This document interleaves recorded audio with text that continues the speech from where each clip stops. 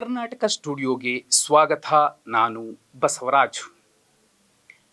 ರಾಜ್ಯ ಬಿಜೆಪಿ ಘಟಕದ ಶಕ್ತಿ ಕೇಂದ್ರ ಯಾವುದು ಅಂದರೆ, ಇಷ್ಟು ದಿನ ಧವಳಗಿರಿ ಅನ್ನುವಂತಹ ಮಾತು ಕೇಳಿ ಬರ್ತಿತ್ತು. ಆ ಮನೆಯನ್ನು ಎಲ್ಲ ಮಾಧ್ಯಮದ ಕ್ಯಾಮ್ರಾಮನ್ಗಳು ಫೋಕಸ್ ಮಾಡ್ತಿದ್ರು. ಇದೀಗ ರಾಜ್ಯ ಬಿಜೆಪಿ ಶಕ್ತಿ ಕೇಂದ್ರ ಧವಳಗಿರಿಯಿಂದ ಪದ್ಮನಾಭನಗರಕ್ಕೆ ಬದಲಾಗಿದೆಯಾ?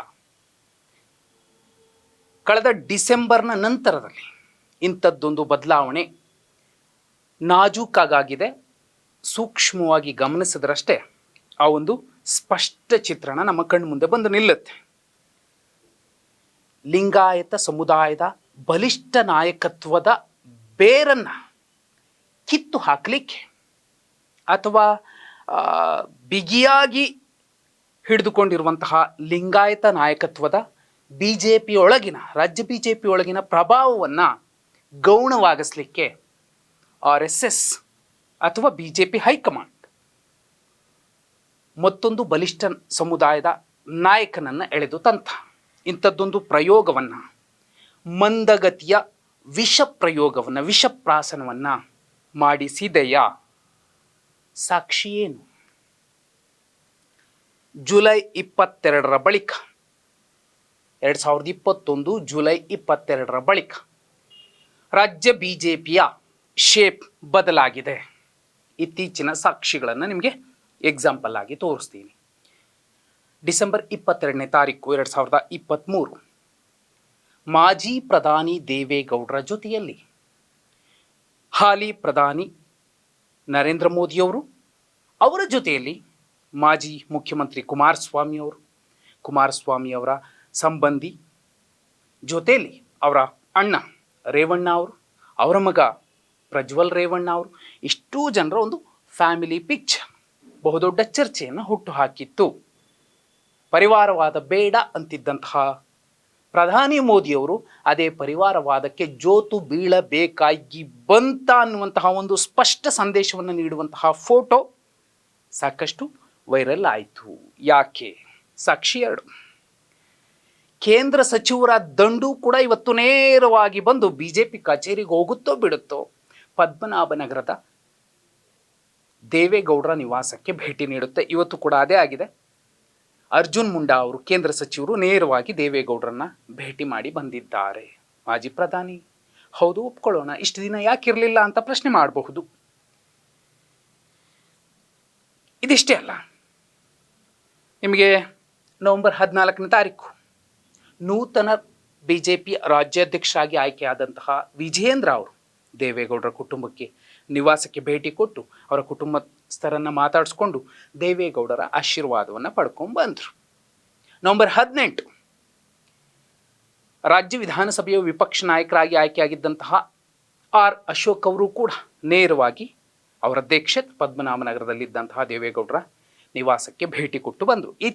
ಬಸವರಾಜ ಬೊಮ್ಮಾಯಿ ಅವರು, ಮಾಜಿ ಮುಖ್ಯಮಂತ್ರಿಗಳು, ಇತ್ತೀಚೆಗೆ 2 ದಿನದ ಹಿಂದೆ ವಿ ಸೋಮಣ್ಣ ಅವರು, ಹೀಗೆ ಬಿಜೆಪಿಯ ಬಲಿಷ್ಠ ನಾಯಕರ ದಂಡು ದೇವೇಗೌಡರ ನಿವಾಸಕ್ಕೆ ಭೇಟಿ ಕೊಟ್ಟು ಬರ್ತಾನೇ ಇದೆ. ಈ ಮೂಲಕ ಯಾವ ಸಂದೇಶವನ್ನು ಈ ನಾಯಕರು ರವಾನಿಸ್ತಿದ್ದಾರೆ? ಪರೋಕ್ಷವಾಗಿ ಚುನಾವಣೆಗೂ ಮುಂಚೆ ಲಿಂಗಾಯತ ಸಮುದಾಯದ ಬಲಿಷ್ಠ ನಾಯಕ, ರಾಜ್ಯ ಬಿಜೆಪಿ ಘಟಕದಲ್ಲಿ ಬಹುದೊಡ್ಡ ಪ್ರಭಾವ ಇದ್ದದ್ದು, ಬಿಗಿ ಗ್ರಿಪ್ ಇದ್ದದ್ದು ಲಿಂಗಾಯತ ಸಮುದಾಯ ಇತ್ತು. ಆ ಸಮುದಾಯದ ಪ್ರಭಾವವನ್ನು ಬೇರ್ಪಡಿಸಲಿಕ್ಕೆ ಬಹುಪಾಲು ಹಿರಿಯ ನಾಯಕರು, RSSನ ನಾಯಕರು ಪ್ರಯತ್ನಿಸಿದ್ರು. ಅದರಲ್ಲಿ BL ಸಂತೋಷ್ ಅವರು ಒಬ್ಬರು, ಪ್ರತ್ಯೇಕವಾಗಿ ಹೇಳಬೇಕಾಗಿಲ್ಲ. ಚುನಾವಣೆಗೂ ಮುಂಚೆ ಮತ್ತು ಚುನಾವಣೆಯ ನಂತರದ ಒಂದು ದಿನಾಂಕ ಬಹುದೊಡ್ಡ ಚರ್ಚೆಯನ್ನು ಹುಟ್ಟು ಹಾಕುತ್ತೆ. ಈ ಸ್ಟೋರಿಗೆ ಅಸಲಿ ಸಾಕ್ಷಿಯನ್ನು ನುಡಿಯುತ್ತೆ. ಜುಲೈ 21, 2021 ಕೇವಲ ನಾಡಿನ ಒಂದೇ ಒಂದು ಪತ್ರಿಕೆ ಮಾತ್ರ, ಸ್ಟಾರ್ ಆಫ್ ಮೈಸೂರು, ಒಂದು ಸುದ್ದಿಯನ್ನು ಪ್ರಕಟಿಸಿತ್ತು. Santosh Revanna meeting in Delhi rises political dust. I will rise again and again from the dust ಹೇಳಿದ್ದದ್ದು ಮಾಜಿ ಪ್ರಧಾನಿ ದೇವೇಗೌಡರು. ಅವರು ಪ್ರಧಾನಿ ಸ್ಥಾನಕ್ಕೆ ರಾಜೀನಾಮೆ ಕೊಡುವಂತಹ ಸಂದರ್ಭದಲ್ಲಿ ಹೇಳಿದ್ದಂತಹ ಮಾತು. ಆ ಮಾತಿಗೂ ಅವರು ಕೊಟ್ಟಂತಹ ಪೊಲಿಟಿಕಲ್ ಡಸ್ಟ್ ಅನ್ನುವಂತಹ ಟೈಟ್ಲಿಗೂ ಒಂದಷ್ಟು ಸಾಮ್ಯತೆಗಳಿದ್ದಾವೆ. ಸ್ಟಾರ್ ಆಫ್ ಮೈಸೂರು ಹೇಳಿತ್ತು, ಒಂದು ವೇಳೆ ಬಿ ಎಸ್ ಯಡಿಯೂರಪ್ಪ ಅವರಿಂದ ಎದುರಾಗಬಹುದಾದಂತಹ ಸವಾಲನ್ನು ಎದುರಿಸಲಿಕ್ಕೆ ಒಂದು ಶಕ್ತಿ ಬೇಕು ಅನ್ನೋದಾದರೆ ಮತ್ತೊಂದು ಪ್ರಬಲ ಸಮುದಾಯದ ನಾಯಕತ್ವದ ಶಕ್ತಿಯೇ ಬೇಕಿತ್ತು. ಆ ಕಾರಣಕ್ಕೋಸ್ಕರನೇ closed door meeting B L Santosh ಮತ್ತು ಎಚ್ ಡಿ ರೇವಣ್ಣ ಅವರ ಮಧ್ಯೆ ದೆಹಲಿಯಲ್ಲಿ ನಡೆದಿತ್ತು ಅನ್ನೋದನ್ನು ಸ್ಟಾರ್ ಆಫ್ ಮೈಸೂರು ಸ್ಪಷ್ಟವಾಗಿ ಹೇಳಿತ್ತು. ಜುಲೈ 21 ಇದು ನಡೆದಿದ್ದು 2021. ಅದಾದ 5 ದಿನಕ್ಕೆ ಅಂದರೆ ಜುಲೈ 26, 2021 ಕಣ್ಣಲ್ಲಿ ನೀರಿಟ್ಟುಕೊಂಡು ನಾನು ರಾಜೀನಾಮೆ ಕೊಡ್ತಿದ್ದೀನಿ ಅನ್ನುವಂತಹ ಮಾತನ್ನು ಬಿ ಎಸ್ ಯಡಿಯೂರಪ್ಪ ಅವರು ಸ್ಪಷ್ಟವಾಗಿ ನುಡಿದ್ರು. ಅವರೊಳಗಿನ ದುಗುಡ ಅವತ್ತು ಸರಿಯಾಗಿ ಹೊರಗೆ ಬರಲಿಲ್ಲ. ವಿಶೇಷ ಅಂದರೆ ಆ ಸಂಕಟವನ್ನು ಹೊರ ಹಾಕಲೇ ಇಲ್ಲ ಯಡಿಯೂರಪ್ಪ ಅವರು. ಈ ಕ್ಷಣಕ್ಕೂ ಕೂಡ ಆ ಬಗ್ಗೆ ಮನಬಿಚ್ಚಿ ತುಟಿ ಬಿಚ್ಚುವಂತಹ ಸಾಹಸವನ್ನು, ಪ್ರಯತ್ನವನ್ನು ಯಡಿಯೂರಪ್ಪ ಅವರು ಮಾಡ್ತಿಲ್ಲ. ಅದಾದಮೇಲೆ ಪ್ರತಿ ಡಿಸೆಂಬರ್ನಲ್ಲಿ ಒಂದು ವಿಶೇಷ ನಡೀತು. ನಿಮಗೆ ದಾಖಲೆ ಕೊಡ್ತೀನಿ. ಡಿಸೆಂಬರ್ 5, 2021 ಮಾಜಿ ಪ್ರಧಾನಿ ದೇವೇಗೌಡರು ಪ್ರಧಾನಿ ನರೇಂದ್ರ ಮೋದಿಯವರನ್ನ ಭೇಟಿ ಮಾಡ್ತಾರೆ. ಯಾಕೆ ಅಂತಲೂ ಹೇಳ್ತಾರೆ. ಬಹುದೊಡ್ಡ ಗೆಲುವನ್ನು ದಿಗ್ವಿಜಯ ಸಾಧಿಸಿದಂತಹ ಮೋದಿಯವರಿಗೆ ಅಭಿನಂದನೆ ಸಲ್ಲಿಸಿ ಬಂದಿದ್ದೀನಿ ಅನ್ನೋದನ್ನ ಹೇಳ್ತಾರೆ. ಅದಾದಮೇಲೆ ಡಿಸೆಂಬರ್ 21, 2022 ಮತ್ತೆ ಮಾಜಿ ಪ್ರಧಾನಿ ದೇವೇಗೌಡರು ಪ್ರಧಾನಿ ಮೋದಿಯವರನ್ನು ಭೇಟಿ ಮಾಡಿ ಬರ್ತಾರೆ. ಅದಾದಮೇಲೆ ಇತ್ತೀಚೆಗೆ ಡಿಸೆಂಬರ್ 22, 2023 ತಮ್ಮ ಸಕುಟುಂಬ ಸಮೇತ ಮಾಜಿ ಪ್ರಧಾನಿ ದೇವೇಗೌಡರು ಪ್ರಧಾನಿ ಮೋದಿಯವರನ್ನು ಭೇಟಿ ಮಾಡಿ ಬರ್ತಾರೆ. ಈ ಮೂರು ಭೇಟಿ ಹಲವು ಅನುಮಾನಗಳಿಗೆ, ಸಂಶಯಗಳಿಗೆ ರೆಕ್ಕೆ ಪುಕ್ಕ ಜೋಡಿಸುವಂತಹ ಸಾಕ್ಷ್ಯಗಳಾಗಿ ಉಳಿದಿವೆ ನಮ್ಮ ಕಣ್ಣ ಮುಂದೆ. ಅದರಲ್ಲೂ ಕೊನೆಯ ಭೇಟಿ ಇತ್ತಲ್ಲ, 2 ಸಾಕ್ಷಿಗಳನ್ನು ನಮ್ಮ ಕಣ್ಮುಂದೆ ತಂದು ನಿಲ್ಲಿಸುತ್ತೆ. ಜೂನ್ 1, 2021 ಯಡಿಯೂರಪ್ಪ ಅವರು ಮುಖ್ಯಮಂತ್ರಿ ಆಗಿದ್ದಂತಹ ಸಂದರ್ಭದಲ್ಲಿ ಕಟ್ಟ ಕಡೆಯದಾಗಿ ಹೈಕಮಾಂಡ್ ಬಳಿಗೆ ಹೋಗುವಂತಹ ಸಂದರ್ಭದಲ್ಲಿ ತಮ್ಮ ಜೊತೆ ವಿಜೇಂದ್ರ ಅವರನ್ನು ಕರ್ಕೊಂಡೋಗಿದ್ರು. ಅದು ಎಕ್ಸಿಟ್ ಪಾರ್ಟ್ ಥರ ಕಾಣಿಸುತ್ತೆ. ಎಂಟ್ರಿ ಪಾರ್ಟ್ ಡಿಸೆಂಬರ್ 22, 2023 ದೇವೇಗೌಡರು ತಮ್ಮ ಪುತ್ರ ಇಬ್ಬರನ್ನು, ರೇವಣ್ಣ ಮತ್ತು ಕುಮಾರಸ್ವಾಮಿ ಅವರನ್ನು ಅದೇ ಹೈಕಮಾಂಡ್ ಬಳಿ ಕರ್ಕೊಂಡೋಗಿ ಒಂದು ಎಂಟ್ರಿ ಪಾರ್ಟ್ ಕೊಟ್ರ ಅನ್ನುವಂತಹ ಒಂದು ಅನುಮಾನ ಹುಟ್ಟಿಸುತ್ತೆ.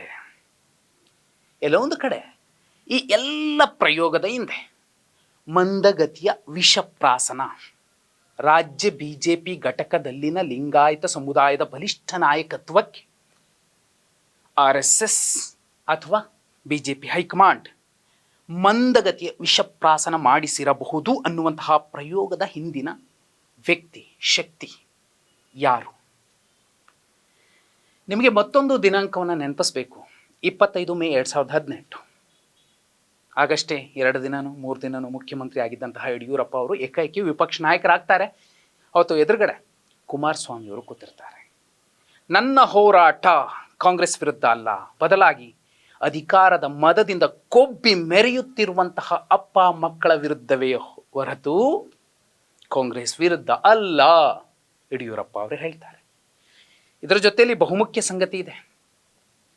ಅವತ್ತು 2020 ಸರ್ಕಾರ ಮಾಡಲಿಕ್ಕೆ ನಮ್ಮಪ್ಪ ಒಪ್ಪಿರಲಿಲ್ಲ ಅನ್ನೋದನ್ನು ಕುಮಾರಸ್ವಾಮಿ ಅವರು ದೇವೇಗೌಡರ ವಿಚಾರವಾಗಿ ಅವರ ಮನಸ್ಥಿತಿ ಏನಿತ್ತು ಅನ್ನೋದನ್ನ ಹೇಳಿ, ನಮ್ಮಪ್ಪಂಗೆ ಇಷ್ಟ ಇರಲಿಲ್ಲ ಅನ್ನೋದಾಗಿದ್ರೆ ಯಾಕಪ್ಪ ನಾನು ಕೈ ಹಿಡ್ಕೊಂಡು ಬಂದೆ ಅಂತ ಕಟು ವಿಮರ್ಶೆಯ ಪ್ರಶ್ನೆಯನ್ನು ಯಡಿಯೂರಪ್ಪ ಅವರು ಮಾಡಿರ್ತಾರೆ. ಈ 2 ಮಾತುಗಳನ್ನು ಪದೇ ಪದೇ ಕಾಲ ಕಾಲಕ್ಕೆ ದಳಕ್ಕೆ ಎದುರಾದ ವೈಫಲ್ಯಗಳ ಜೊತೆಯಲ್ಲಿ ಸಮೀಕರಿಸಿ BL ಸಂತೋಷ್ ಟೀಮ್ ದಳವನ್ನು ಪುಸಲಾಯಿಸಿತ್ತು. ದಳವನ್ನು BJP ಲಿಂಗಾಯತ ಸಮುದಾಯದ ವಿರುದ್ಧ, ನಾಯಕತ್ವದ ವಿರುದ್ಧ ಎತ್ತಿ ಕಟ್ಟಿತ್ತ. ಅದರ ಭಾಗವಾಗಿಯೇ ಜುಲೈ 26, 2021 ರಾಜ್ಯ BJPಯಲ್ಲಿ ಲಿಂಗಾಯತ ಸಮಾಜದ ಬಲಿಷ್ಠ ನಾಯಕತ್ವದ ಬೇರುಗಳಿಗೆ ಮೊಳೆ ಬೀಳ್ತಾ ಬಂತು ಅಂತ ಅನಿಸುತ್ತೆ. ಹೀಗೆ ನೋಡಿ, ಒಂದು ಕಾಲಕ್ಕೆ ಧವಳಗಿರಿಗೆ ಎಲ್ಲರೂ ಬರಬೇಕಿತ್ತು. ಕೇಂದ್ರದ ನಾಯಕರು ಬರಬೇಕಿತ್ತು, RSSನ ಬಲಿಷ್ಠ ನಾಯಕರು ಕೂಡ ಬರಬೇಕಿತ್ತು. ಏನೇ ಆದರೂ ಒಂದು ಲೋಕಸಭಾ ಚುನಾವಣೆ, ಒಂದು ಗ್ರಾಮ ಪಂಚಾಯಿತಿ ಅಥವಾ ಒಂದು ಪಟ್ಟಣ ಪಂಚಾಯಿತಿ, ಪುರಸಭೆಯ ಸ್ಥಳೀಯ ಚುನಾವಣೆಗಳಲ್ಲಿನ ನಾಮಪತ್ರಗಳ ಕೊಡುವ ಮತ್ತು ಹಿಂತೆಗೆದುಕೊಳ್ಳುವಂತಹ ಪ್ರಮುಖ ನಿರ್ಧಾರಗಳು ಧವಳಗಿರಿಯಲ್ಲಿ ನಡೀತಿತ್ತು. ಆದರೆ ಈಗ ಅದು ಪದ್ಮನಾಭನಗರಕ್ಕೆ ಬಂದು ನಿಂತಿದೆ ಅಂದರೆ ಯಡಿಯೂರಪ್ಪ ಅವರು ಎಷ್ಟರ ಮಟ್ಟಿಗೆ BJP ಹೈಕಮಾಂಡ್ ಮುಂದೆ ತಮ್ಮ ಮಾತು ನಡೆಯುವಂತೆ ನೋಡಿಕೊಳ್ತಿದ್ದಾರೆ, ಒಂದನೇ ವಿಚಾರ.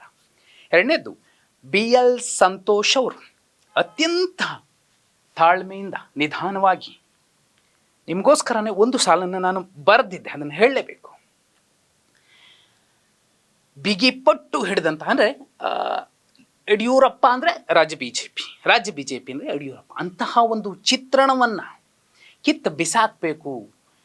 ವ್ಯಕ್ತಿ ಕೇಂದ್ರಿತ ನಾಯಕತ್ವ ಬೇಡ ಅನ್ನೋ ಕಾರಣಕ್ಕೋ ಅಥವಾ ಬರೀ ಲಿಂಗಾಯತ ಸಮುದಾಯಕ್ಕೆ ಎಲ್ಲವೂ ಸಿಗುತ್ತೆ ಅನ್ನುವಂತಹ ಒಂದು ಈರ್ಷೆಗೋ ಅಥವಾ ಉಳಿದವ್ರಿಗೆ ಅವಕಾಶ ಸಿಗಬೇಕು ಅನ್ನುವಂತಹ ಕಾರಣಕ್ಕೋ ಈ ಪ್ರಯೋಗಕ್ಕೆ ಎಳೆದಿರಬಹುದಾ? ಡೆಲ್ಲಿಯಲ್ಲೇ ಮಾರ್ದನಿಸುತ್ತಿರುವಂತಹ ಸಂಗತಿಗಳು ಇವು. ಹಾಗಿದ್ರೆ 2023 ರಿಸಲ್ಟ್ ಬಂದ ಮೇಲೆ BL ಸಂತೋಷ್ ಟೀಮ್ ಹಾಗೂ BL ಸಂತೋಷ್ ಅವರು ಅಂಡರ್ ಆಪರೇಷನ್ ನಡೆಸ್ತಿರುವಂತಹದ್ದು ನಿಜಾನ? ಸದ್ಯದ ಬೆಳವಣಿಗೆಗಳನ್ನು ನೋಡಿದ್ರೆ ಅದು ಸ್ಪಷ್ಟವಾಗಿ ಕಾಣಿಸುತ್ತೆ. ಆದರೆ BJPಯ ಮೂಲ ಜೀವಾಳವೇ ಆಗಿರುವಂತಹ ಲಿಂಗಾಯತ ಸಮುದಾಯ ಹಂತ ಹಂತವಾಗಿ BSY ಮಾದರಿಯ ನಾಯಕನನ್ನು ನಿಶ್ಶಕ್ತಗೊಳಿಸುತ್ತಿರುವ ರಾಜಕಾರಣದ ವಾಮಾಚಾರ ಪ್ರಯೋಗಕ್ಕೆ ಈಗ ಆ ಸಮುದಾಯ ಹೇಗೆ ಪ್ರತ್ಯುತ್ತರ ನೀಡುತ್ತೆ? ಧವಳಗಿರಿಯ ಶಕ್ತಿಯನ್ನು ಪದ್ಮನಾಭರ ನಗರಕ್ಕೆ ಎಳೆದು ತಂದ ಮಂದಗತಿಯ ವಿಷಪ್ರಾಶನದ ಪರಿಣಾಮ ಏನಾಗಬಹುದು? ಕಮೆಂಟ್ ಮಾಡಿ.